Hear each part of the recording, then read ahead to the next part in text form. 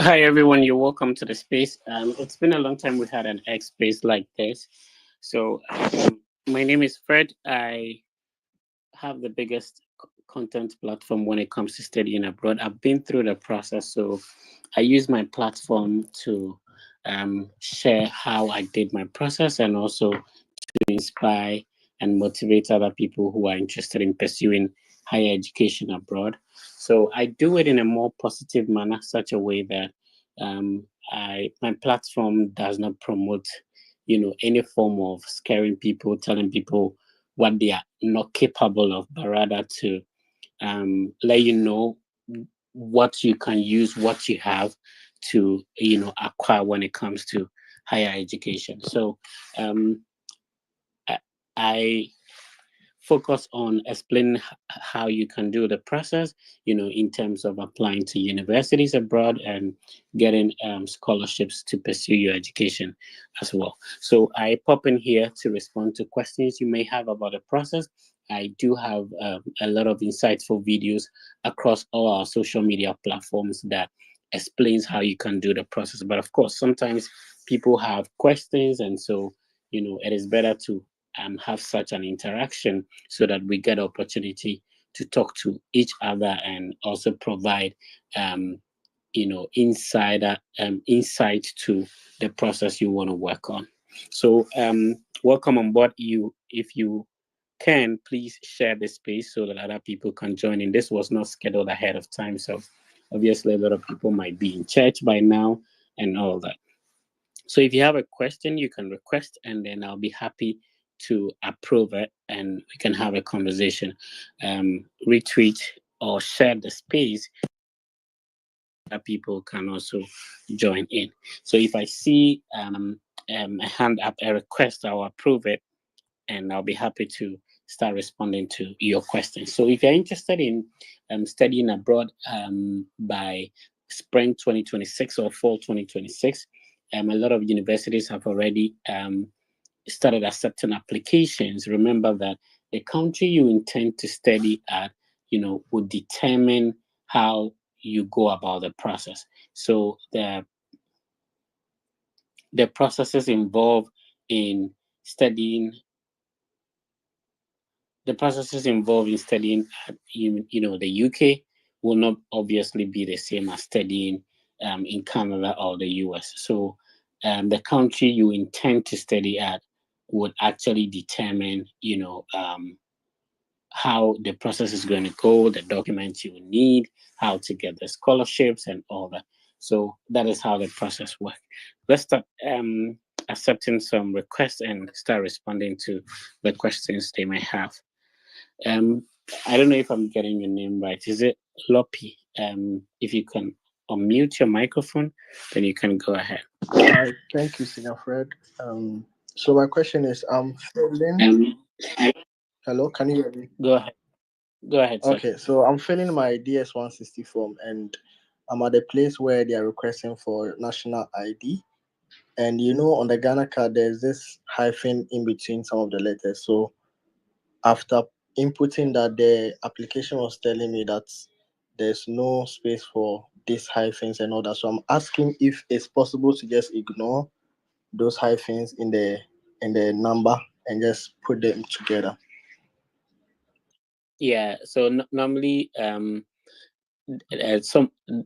of the requests in the DS 160 may not apply to your circumstance. So you may ignore the whole question totally and select does not apply. Okay. All right. Thank you. Right. If you have a question, please feel free to uh, request. I'll be happy to approve it, and then we can go ahead and respond to your questions. So there has been recent updates in terms of, how many months that one would be issued a visa if you are a student coming from Nigeria or Ghana. And, a lot of people are misinterpreting it. So I decided to make a video to explain how the whole process work when it comes to being a student, and not how people are interpreting it. So if you've not seen that video, that could be of help, so that it will provide clarity to some of the questions you might have. Lord, if you could unmute your microphone, kindly go ahead. Hello. Go ahead, sir. Please, good morning, Mr. Fred Ifet. Yes, sir. Please, my question is, for me, I've been trying Russian visas, like Russian free scholarship. Lord, I'm sorry, your background is a bit noisy. If you could secure a quiet background, it would help all of us, especially people listening. It's a bit distractive at the background. So if you could secure a quiet place, that would be super helpful. Okay. So Lottie is trying to secure a quiet place, then we can proceed. So yeah, initially, if you are applying for a student visa, you could be given a year, 2 years, 3 years. Some PhD students could even get 5 years.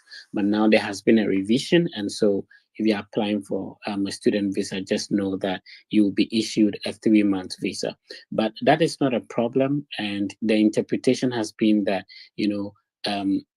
remember, every category, there are actually 2 categories of visas: the immigrant and non-immigrant visa. Now, every non-immigrant visa has its own rules and regulations. So what it means is that if you're applying for a visitor's visa, which is a B1, B2, the rules around that category of visa is not the same as applying for a student visa, or maybe an H1B visa, which is a work visa. So every visa comes with its own rules and maybe documents that you need to make to get that category of visa. So when it comes to the student category of visa, there are actually 3 main types, which is the F1, the popular one that people know.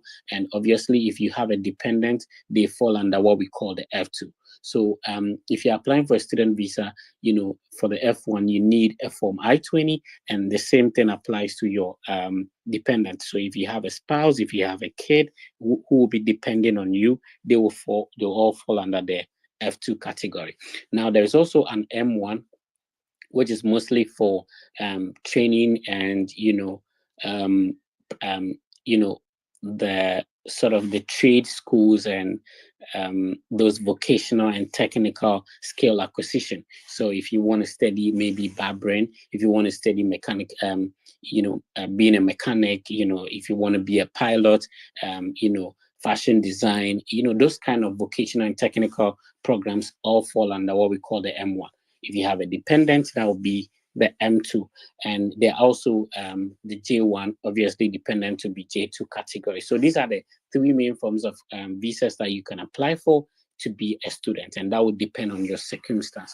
So when it comes to being issued a visa, initially it used to be that you could be coming for a 2-year program, but you'll be given, let's say, a 4-year visa or a 3-year visa, which far exceeds the duration of your program. Or sometimes your program is 2 years, you could be given a year on your visa. However, the visa is used to travel to the country. Now, once you're in the country, your status is based on the form that we call the Form I-20, and not necessarily your visa. So even if you're being issued, let's say, a 5-year visa, and then you decide to your program is, let's say, a master's degree program, which lasts for like 2 years. Remember that even though your visa is 5 years, once you're in the country, you are surviving on the 2-year duration on your I-20, right? So being given 3-month visa does not necessarily mean that anytime your visa is about to expire, you have to pause your studies, go back to your home country to renew your visa before you come and continue your studies. This is not how it's going to work. It would have been destructive if that was the case. And another thing is that it is because now it is striking home.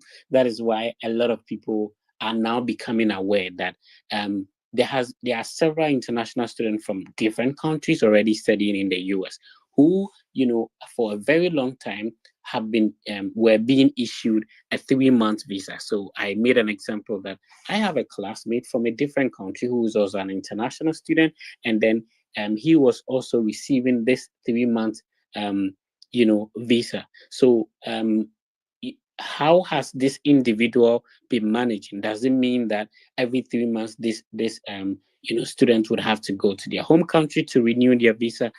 That is not how it works. So once you're in the country, except you want to travel, your actual status is dependent on the validity of your I-20. And so if you're a prospective international student, if you're wondering that this is going to create a chaos or a problem, no, it's not. So the only thing is that if you want to travel home, let's say to visit family, to attend a conference in another country, sometimes some international students have to go collect data for their research back in their home country. In that case, you need to make arrangement such that you get a visa renewed before you come back. So if you're not traveling out, you do not necessarily have to worry about the visa renewal. Another thing that you have to, we also have to take notice that when you want to renew your visa and you're a Ghanaian, you qualify for what we call the interview waiver. And so when it comes to visa renewal, you do not necessarily have to renew it at the same embassy you got your visa approved for the first one. So if you're a Ghanaian and let's say you already have a 3-month visa, you could go to Canada, you could go to another country to renew your visa without necessarily having to go in person back to your home country to renew it. There's the interview waiver option also, makes the process a little bit quicker, such that you don't have to, wait to secure an interview date on the portal, and you could just submit your documents through DHL. If your documents are valid enough, then your visa could be approved without you having to necessarily be there in person. So we hope that things get better, but at the current circumstance, what can we do about it? You and I may not be able to have the power to change things. However, how do we adapt and be educated on how to go about things so that it makes things easier? You can easily talk to the international office of your university if you need more clarifications on how things work in your specific school. I also made mention that there are some, things you may need. Let's say a bank statement, a bank account, a driver's license. Depending on which state you're going to, you may be required to have a valid visa to secure any of those things, or you will just need your passport. You understand? So if you enter your school, you should know the laws in that specific state, because even though it's the same country, things differ from state to state. So things that work in, let's say, Colorado may not be working in Nebraska or maybe Alaska or New Mexico or maybe Utah. So you need to find out what the laws are, how things work in terms of the state in which you find yourself. It makes it easy to adapt, and the international office of your university could also be very helpful. So if you are thinking about starting your application now, do not let this scare you. Obviously at any point in time there could be challenges along the way, but there is always a way that you could be enlightened on how to go about things. All right, if you do have questions, remember you can request and I'll be happy to approve it. If you are tuning in on any other platform, we are live on X, so you can go to X and then search for the Fred Effect, and then you could get your questions answered there. If you're watching us on YouTube, you're welcome. You can also type your questions in the chat. I'll be happy to respond to them. On Facebook, thank you for tuning in, and also on Instagram. So we have the biggest study abroad content platform. We are about over 170 family members on YouTube. Our Facebook page is over 100,000. Our TikTok handle is over 160,000, and X we cross 45,000 as well. So if you're new, please follow these platforms. If you know anybody with interest in studying abroad, tell them to look for the Fred Effect. We provide very valuable information in a more inspiring and positive manner to help you go through the whole process. Okay, so Simon have a question on YouTube. Said, please, when contacting professors or departmental heads, is there any mode of communication? If yes, how? So yeah, obviously the mode of communication will be via email. You just have to try to sound very formal as possible, and you try to read the information on the university's website so that you wouldn't be repeating. You wouldn't be asking questions that has already been answered on the university's website. That is super important. So that is Simon asking us on YouTube. Moses is watching us from Tanzania. He said, I am currently pursuing an undergraduate degree, which is a 3-year degree. Am I eligible for admission to US universities? Because most universities in US accept 4-year degree. Thank you for watching and tuning in from Tanzania, Moses. So yes, if you have about 120 credit hours from your 3-year bachelor's degree, a lot of universities would accept your qualification and give you admission and obviously a scholarship. The good thing about applying to schools, universities, or higher education institutions in the US is that you can obviously communicate via email with the department head or the admissions team. You share a copy of your transcript and mostly your resume to give clarity on your academic as well as your professional qualifications so that they can predetermine whether you qualify to be admitted into the university or not. So if you do not qualify, then you can obviously apply as a transfer student. But I know most universities would accept a 3-year qualification for you to apply directly into a master's degree. And if you want to go a step further, transcript evaluation may highly increase your odds as well.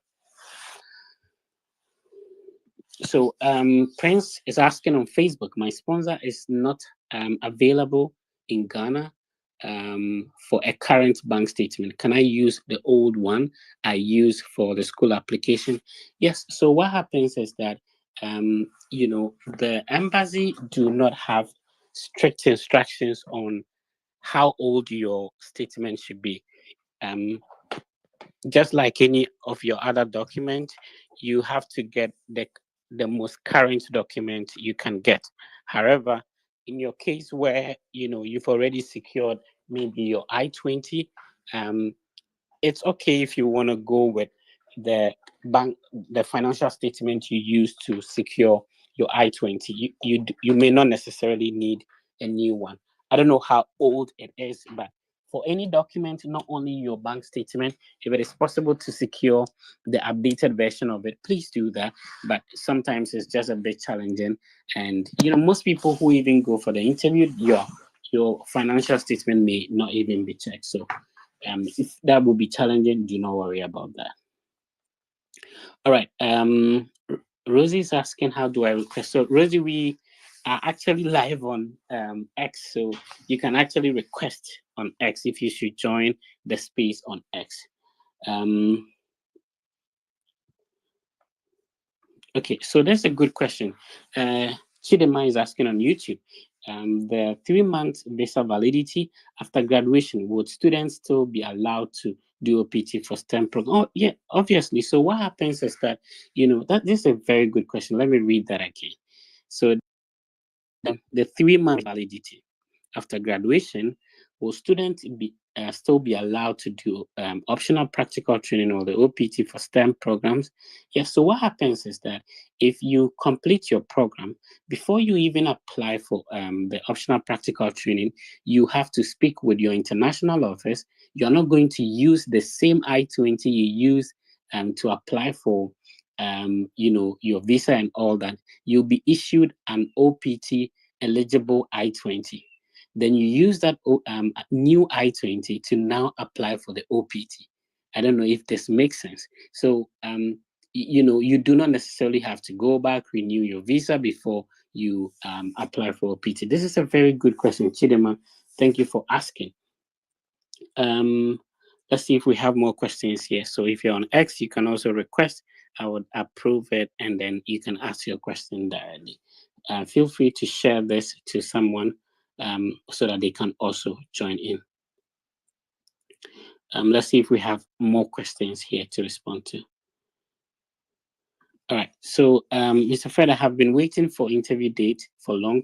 I had one on my portal today. I booked, but it's in November, and program starts this year, 25th of August, 2025. What should I do? So, Bismarck, congrats on your admission, and in the first place, your ability to even secure an interview date. So, what happens is that you have a lot of options. If your program is starting on 25th of August today, we are still in July, which means you have more than a month away, which is enough time. So first, you can decide to put in what we call the expedited or emergency request. So make sure that you pay your service fee, add the service fee confirmation page to your I-20, and then you put in the emergency request. Hopefully, you are using the average portal.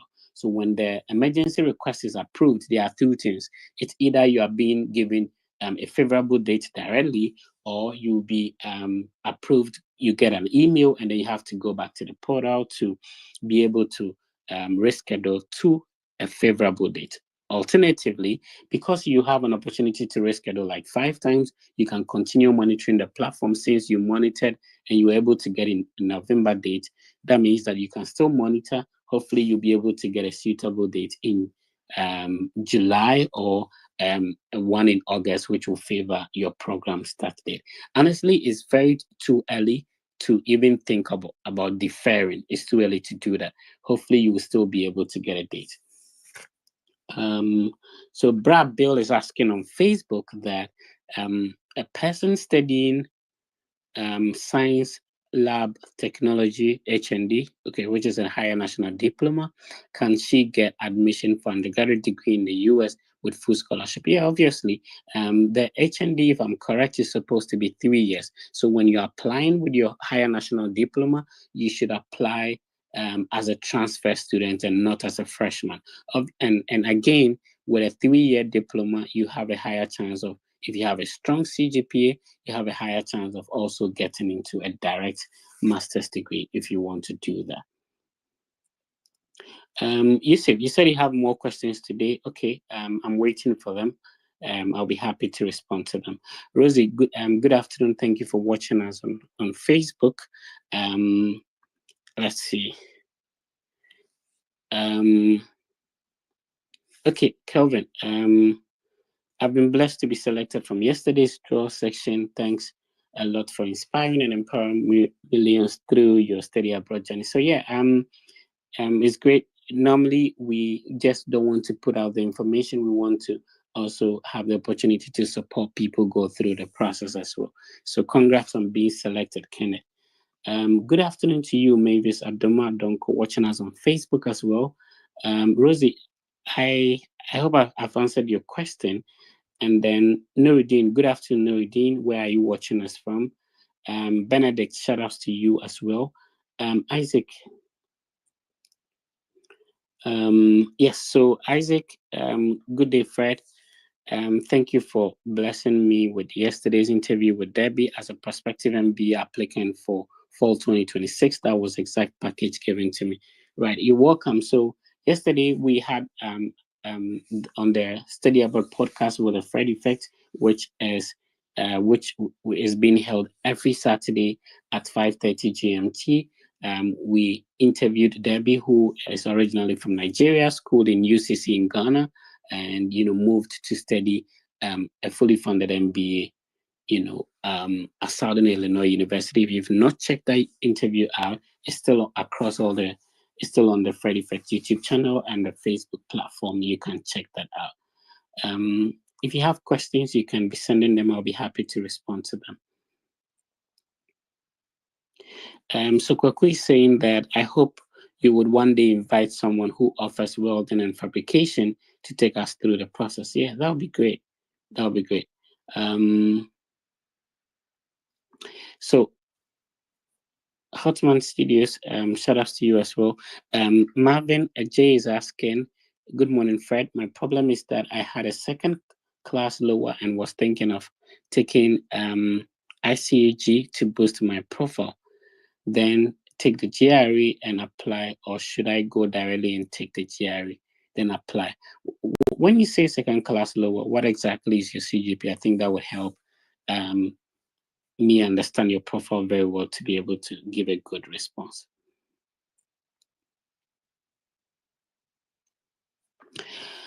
So a friend got admission. This is a friend got admission for MSc Computer Science. This is his first time. His sponsor is a brother who is also in the US. What are his chances? Will his sponsor cause him to be rejected? So it's difficult to determine somebody's chances if they, unless they go for the interview formally. And it all boils down to preparation. He wouldn't be the first person to be sponsored by, to have a US sponsor, obviously. And so you just have to make sure that you're putting in the necessary preparation that would help you go through the process. So preparing to be able to defend why a brother in the US will sponsor you is very important, and also the immigration journey of this individual, what visa category is this individual. You have to try to know everything about them that could possibly be asked during the visa interview. I have had an opportunity to talk to some ex-visa officers, which the videos are on the Fred Effect YouTube channel. Please check them out, and that could be very helpful in terms of responding to some of these questions. Okay, so yeah, we are actually live on Twitter, where you can directly request and we can speak. So if you want to join us on X, just go to Twitter, search for the Fred Effect, and then you can join the space and now request to ask your questions. All right, let's continue to answer some more questions here. All right, so John here, Fred, I have a date in March 2026, but my school starts in spring, January 2026. Okay, what do I do? So yeah, I think you have a lot of time. It will be great if you decide to put in emergency request by now, or decide to relax, because you can even go for your interview in December 2025 or maybe November 2025. All right, let's see if we can pick some more questions from Twitter then. Hi, Desmond. You can unmute your microphone and go ahead, Desmond. Desmond, you have the floor. Okay. Yeah, thank you. So the start date of my program is for fall 2025. That's 18th of August. However, I've just been able to get a date, and that is in May 2026. So I would like to find out if there is a possibility for scheduling an emergency appointment.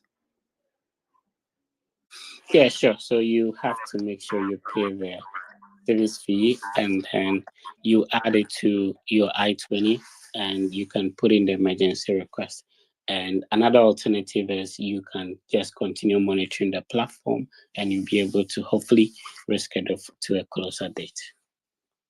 I would also like to ask if there are any incoming interviews that you guys would organize before,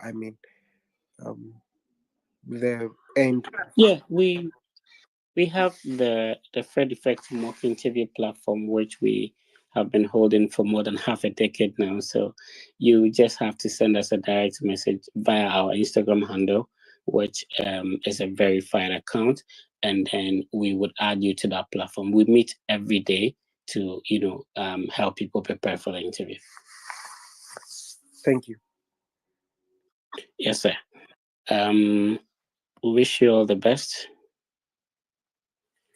Let's talk to Ebi. I don't know if I got your name right. Ebi, kindly unmute your microphone and go ahead.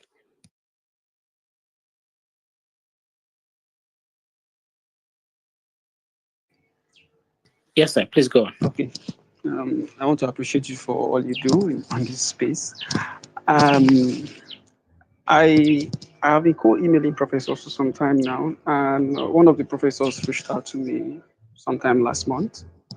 So she asked me to file my application with the IPG. And I have been trying to put my materials together, publications. I'm going for PhD. I have a master's degree already, but I have not concluded the master's. But I have my scores, my result in the raw form. And PG has refused, my PG school here has refused to generate like an interim transcript for me, being that I have not done my external dissertation defense. So I don't know, how would you advise me to approach this from your experience, in order not to file in a weak application, because I wouldn't want that. It's almost a month now since she sent me a mail to file in an application for consideration into her lab. So how do I present my scores? You mean your master's degree transcript? Is that the case? Abby, do you mean your master's degree transcript? Hi, Abby. Yes, can you hear me? Yeah, I can very well hear you. I Okay, wanted to confirm. yes, this is a master's degree. I've done my coursework. I have done my internal defense for my dissertation, where I scored above 85%. What I just have left to do in that school is the external defense. And this Yeah, came up. Yeah, so remember that for some PhD programs, it gives you an opportunity to apply directly with only the transcript from your bachelor's degree. If that university you're applying to allows for that, that would be great. Another thing is that if your university has a portal where you can get the unofficial transcript generated from your portal, not necessarily from the school, you can use that for the application for the meantime. So after you gain the admission and you're going to the university, by then everything might have sorted out and you could get the official transcript to be to present that to the university. Okay, initially that was my that was what I was aiming for. I had to visit the university. I had to go to my PG school to actually request for at least an interim transcript to just reflect my scores and probably what I have already on my dissertation defense, the one I did. But they say they can't generate that. They don't do that. All they do is the official transcripts enclosed. Sent. Don't your university have a portal where you could see your results? I actually, they don't do that. They don't. The only thing they do. No, I mean, how do you check your results then? Like, for example, if you have the semester results released, how do you see your grades? You need to visit the department. As a matter of fact, I had to go. Really? Yes, I had to go and snap the raw scores in the department to know what I actually had. Okay. So yeah, that I thought you had a portal where you could generate like. Now you can only use the portal to apply for an official transcript. You pay anywhere and they generate it for you. They do that for you. Oh, okay. But then I think I understand, because you need to have a completed transcript before they can issue the official one to you. Yes. Yes. Oh, okay. Quite unfortunate, but like I said, if you have an opportunity to directly apply with your bachelor's degree, because for most programs you can directly apply with a bachelor's degree, which is the most important one, even before it comes to the master. All right, let's talk to another person or respond to more questions here. If you're joining us on X, you can put in a request. We'll be happy to respond to approve that, and then we'll respond to your question. All right, Sami is joining us on Facebook. Sami says, please, my program start date is July 25, which has passed. I have already paid for the visa fee. Should I continue to book for an appointment or stop and defer to next year? You have to talk to your university if it is possible for them to extend your start date for you. Is your program supposed to be summer or fall? Summer, if you could clarify that would be helpful.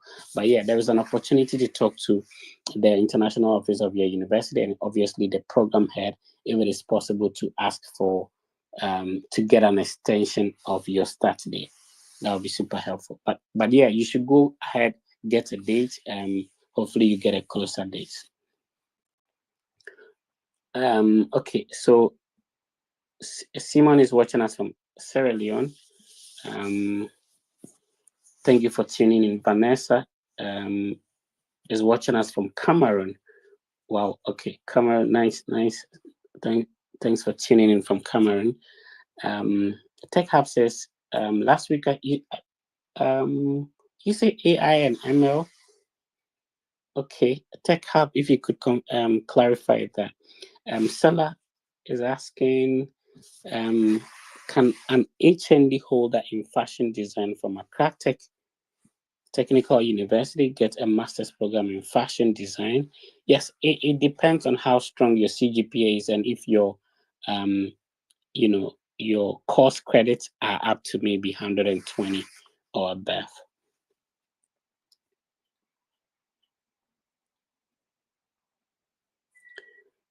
So Rosie is asking, so Fred, my question is, I did a caregiving certificate with a GPA of 3, and can I apply for school to study? So when you say caregiving certificate, what does it mean?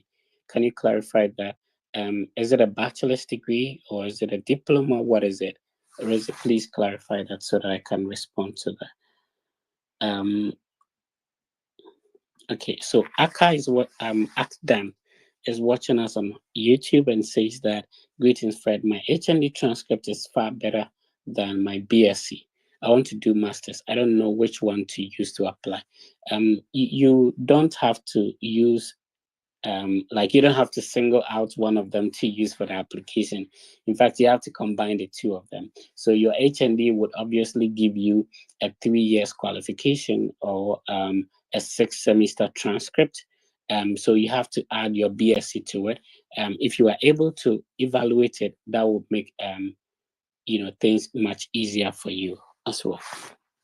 So if you're preparing for your visa interview, remember the FredEfect team has a collaboration with Argo Visa. So Argo Visa is a team of former visa officers, and they used to work with the US government, and now they serve as consultants for you who is preparing for your visa interview. So you get an opportunity for them to go through your DS-160 for you, organize a mock session for you before you go for your visa interview. You can use the link I'm sharing on the screen to schedule a one-on-one session with an ex-visa officer to help you prepare for your visa interview. With how it's becoming a bit challenging to get an interview date, you don't want to secure a date and mess that opportunity up. So use the link I'm sharing on the screen to schedule a one-on-one session with Argo Visa. All right, let's see if we have more questions and we can respond to them here. Okay. Moses is watching us on YouTube. That's 3.2 CGPA enough to secure funding or assistantship for a master's in cybersecurity. My bachelor's degree is in computer science. Yeah, so Moses, what you have to do is to talk to the head of department of the program. Obviously, every university or department has, a preferred CGPA cutoff point that they, offer students admission or a scholarship. So it depends specifically on the university or the department you are applying to.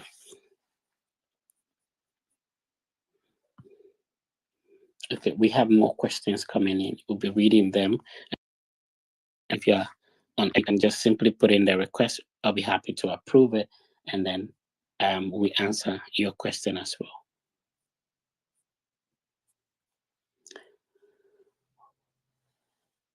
Oh, okay. So Marvin, you said your CGPA is 2.8. I made a specific video, if you've not checked it out, on YouTube about how you can use a lower CGPA to get admission and scholarship. There are a lot of strategies you could use.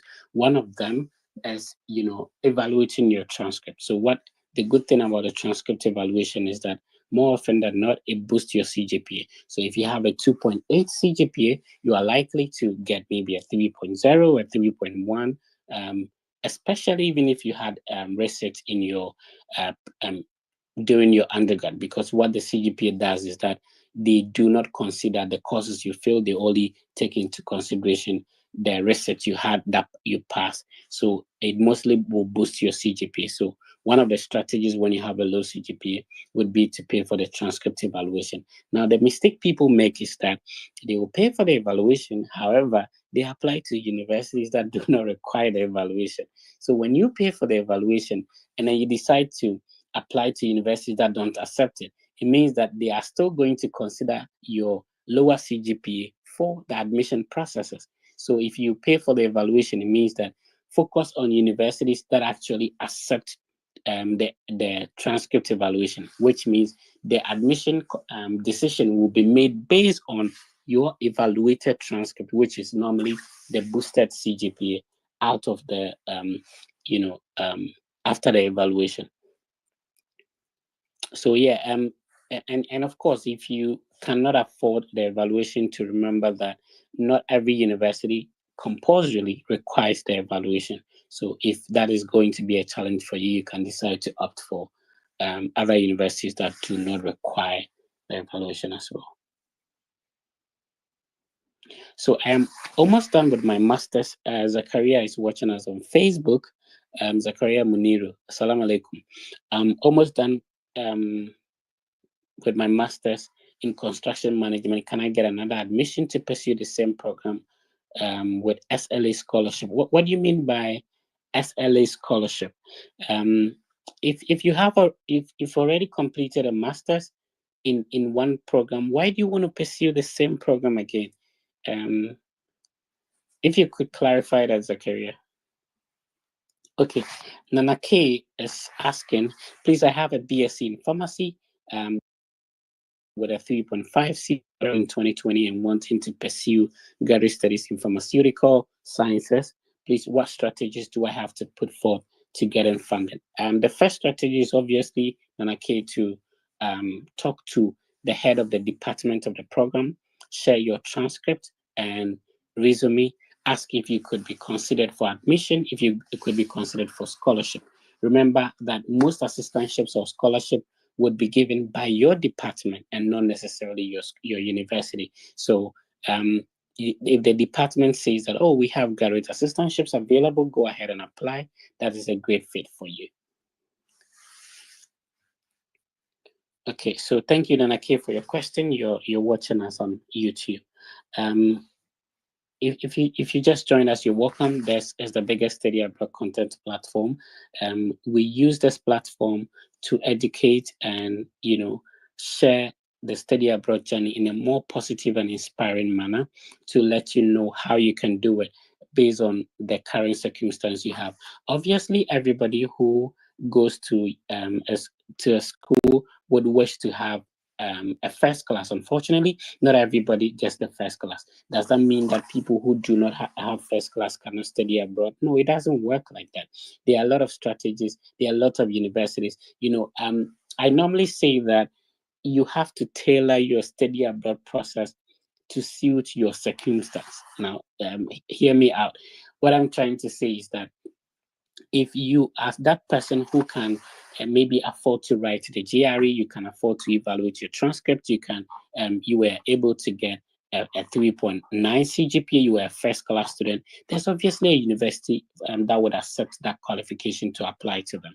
If you lack some things, maybe you had a lower CGPA, maybe you don't have enough money to pay application fees, there are actually universities for you as well, because there are a lot of universities that have open houses that if you ask them or you request for an application fee waiver, they can waive that for you as well. If you can also afford maybe a $10, a $20, a $30 application fee. For example, almost every university in Florida charges $30 for application fee. So if you look at Florida State University, University of Florida, there are lots of universities in Florida, they only charge $30 for application fee. So what it means is that if you cannot afford to apply for a $150 application fee somewhere, you can divide that into applying to 5 universities in Florida, which will charge $30 each.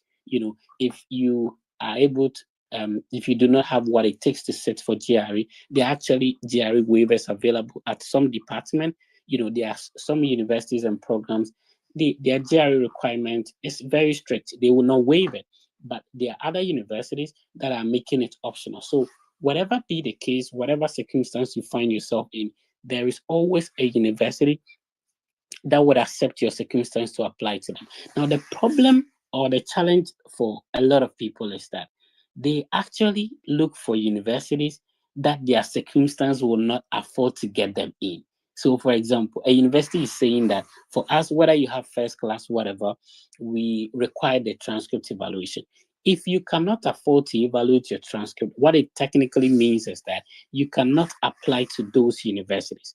There are some universities, you email them, they will directly let you know that our department do not offer scholarships. So we don't offer scholarships, at our department. They will clearly let you know that. Sometimes it's boldly written on their university, the department website. So it means that if you go ahead and apply to such a university, you end up getting the admission, all right, but they would expect you to, have what it takes to fund your education, which you don't have. What it means is that you don't have to apply to those universities that has made it very vivid or clear that we don't offer scholarships. So what I'm trying to let you understand is that don't look down on yourself if you have a low CGP. Don't look down on yourself if you don't have, all the financial muscles. Resources are obviously limited at any point in time. So if you cannot have the TOEFL or IELTS, that is absolutely fine. It means that you are exempting yourself from applying to the numerous universities that do not will make it compulsory. But because maybe you're from Ghana, because you're from Nigeria, because you're from an English-speaking country, you can, use an English proficiency letter from your previous institution to apply to such a university as well. All right, let's pick more people and talk to them. Hi, Promise, you have the microphone, so you can please unmute your mic and go ahead with your question, Promise.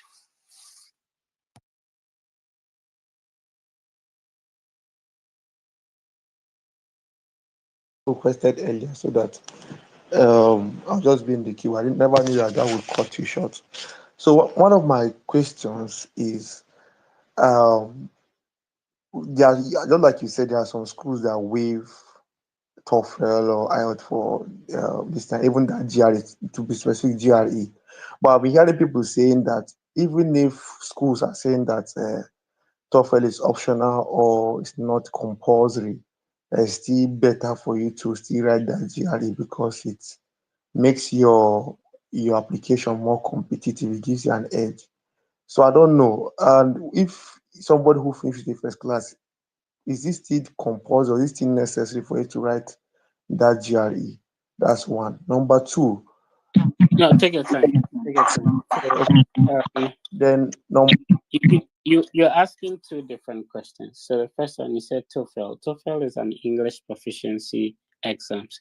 So normally, if you're from Nigeria, where the formal language is English, you studied in English. Normally, you will not need it. It depends on the school, and that's why you have to look at the department or university's requirement for international applicants. So normally, if you're from an English-speaking country, Ghana, Kenya, Gambia, Nigeria, like yourself, then you just need a one-page document from your school saying that you did all your courses in English, so you can speak and write English proficiently.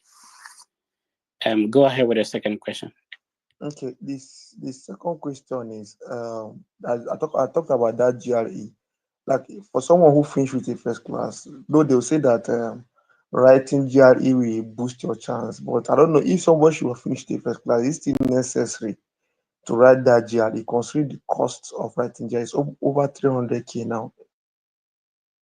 So that decision would be made by you based on the department you want to apply to and whether they are making it compulsory to have it or not. So everybody would have wished to have all the resources to be able to afford whatever they want to get. But if you do not have it, then are there alternatives? So that would be a personal decision. That if I am able to sit for the GRE, the department I want to apply to. Remember that the GRE requirement may not necessarily, have a correlation with your CGPA. For some department, they will tell you that if your CGPA is, let's say, 3.5 or above, or maybe 3.0 or above, then the should be optional. If it is below that, then we will base our admission based on your GRE scores. So you need to look at the department you want to apply to. What are the requirements? So not generically thinking that every school would accept it or require it. For some universities, they may not even consider the GRE in the admission decision because they want to put everybody on the same level. So this is a personal decision based on your finances and the time you have available to work on this process. Please go ahead. Okay, then lastly, thank you very much. The last question is, I'm having confusion regarding cold email. I know that some will say, I don't know if starting now is late, but again, some people said just combine by the schools or the potential peers who I want to work with and start sending them the emails by August. That now most of them are on holidays, like for the ones in UK. Most of them are on holidays, some of them are attending conferences, so response might not be coming in, or you might not be having you might not receive responses because they are quite busy. So I want to be sure of that, whether to go ahead or to just wait till August, because I know that now most schools in the US are on holidays. So I just want to clear. Yeah, so what happens is that, first of all, find out whether the department you're applying to requires that you contact a professor in the department before you apply. Now, if the department do not require that, then the emailing may not be important. Sometimes you just have to talk to the overall boss in the department and not necessarily a professor within the department whom you expect to be your advisor or supervisor. So the best way to start is to talk to, just like what we have back home, where there is a department head. So this time around, the cold email, you are thinking about emailing a certain professor within the department. What I'm saying is that, first of all, does the department website say that you need to contact a professor to be admitted into the program? That's the first thing. Two, if it does not, then it means that the department might have, a department assistant who would be accepting all inquiries. The next one is that the overall boss department might be your first point of contact, even before you have to look for, if the department requires that you look for a supervisor. If your program is such that everybody who gets admitted into the PhD program automatically is being considered for funding, and later on the department would assign you to a professor, then you may not necessarily need this cold emailing. It is when the department specifically states that to be admitted into our program, a professor might have to accept to work with you. Write that professor's name in your application or your SOP before you apply. Then yes, you need to have this cold emailing. As to whether it is too early, no, it is not. It is better to start putting in, understanding that professors attend to their emails even when they are on vacation. So yeah. And remember, when school resumes, they are more busy with the current students too. So there's nothing like a bad time in sending these emails. All right. If you have other questions, please go on. Oh, thank you very much. I've answered my questions. Thank you. All right. Great. Let's see. Okay. So if you're just tuning in, I just hopped on X or Twitter to respond to questions that people have about the study abroad process. Remember, this and every Saturday we have what we call a study abroad podcast. The idea is that a lot of people have been through this process. You wouldn't be the first person, neither would you be the last person. So what I do is to invite some of them to come on the platform to share their experience, their journey, how they did it, how much they spent in the process, how long did it take them, which universities did they apply to, what kind of scholarships are they on, so that it will help you who want to go through the process to learn and understand, how to go about this. What were some of the mistakes they made that you can avoid if you want to start this process? All right, it's been a great session. Thank you for all for tuning in. It was an impromptu, but you came through. Please be positive about the process you're working on, especially if you are preparing for your visa interview. It is important to stay focused and join positive platforms that would help build you and inspire you to go through the process. The name has been The Fred Effect. Please be positive. Everything will be fine. I'll see you another time.